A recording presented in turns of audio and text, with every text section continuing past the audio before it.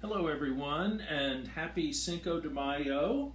It is Tuesday, and tomorrow I will do the drawing to for our quiz to find our winner. I think this week we have a $10 gift certificate to Cappuccino Cowgirl. So if you haven't taken that quiz from last week yet, I think it was Wednesday. You still have a chance. Go find that email from Courtney and Barb and take the quiz real quick. It doesn't matter. You don't have to get them all right. It's participation, and I will draw a name tomorrow.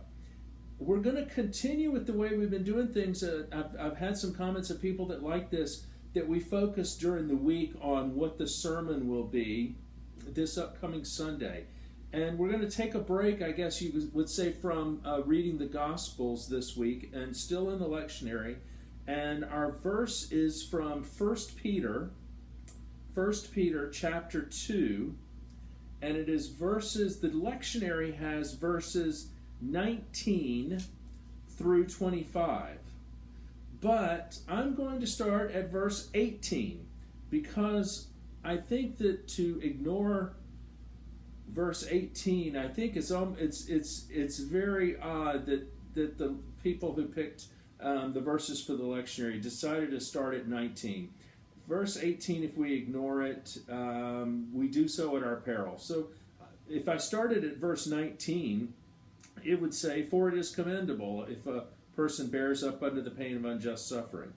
But let me start at verse 18, where it says, "Slaves, submit yourselves to your masters with all respect, not only to those who are good and considerate, but also to those who are harsh."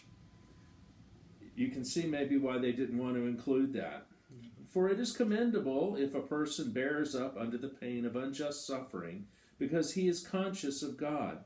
But how is it to your credit if you receive a beating for doing wrong and endure it? But if you suffer for doing good and you endure it, this is commendable before God. To this you were called, because Christ suffered for you, leaving you an example that you should follow in his steps.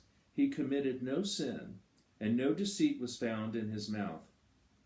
When they hurled their insults at him, he did not retaliate. When he suffered, he made no threats. Instead, he entrusted himself to him who judges justly. He himself bore our sins in his body on the tree, so that we might die to sins and live for righteousness. By his wounds you have been healed. For you were like sheep going astray, but now you have returned to the shepherd and overseer of your souls." This is the word of the Lord. Thanks be to God. These verses and others like them in various letters from Paul have been used for a lot of harm. Walter Wink tells a story about his children, or Howard Thurman's children, not being allowed to use a swing set because they were black. This has been used by slaves or by slave owners to justify slavery back prior to the Civil War. I've also seen this used, tragically, to convince people who are in an abusive relationship. Most of the time, I have seen this with women who have been encouraged to love their abusive husbands to the kingdom, and that their suffering is somehow purifying in some sort of way. So I'd like for us to think about this as we go forward in the next couple of days. I don't think this is at all what Peter is saying. So how can we look at this suffering in a different way? How can we look at this in a redemptive way? In that perhaps we find value in modeling Jesus, is what Peter is saying. And what would that look like for us today if perhaps we were attacked unjustly? Also, how is it maybe significant? Is it that Jesus is offering us a choice again? Most of us, when we are attacked feel like we need to somehow retaliate, that we need to defend ourselves.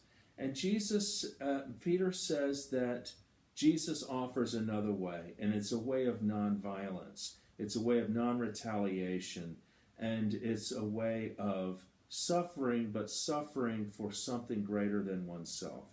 So I wonder if we could just think about that together over the course of the next day or two. Tomorrow I will have the quiz for this week, and I will have a prize to announce to you, and we'll do the winner of the quiz for last week. We'll talk a little bit more about 2 Peter on Thursday, and then our sermon this Sunday will be also on this 2 Peter, but we're going to start in verse 18 through 25. So God bless you and keep you, and see you soon.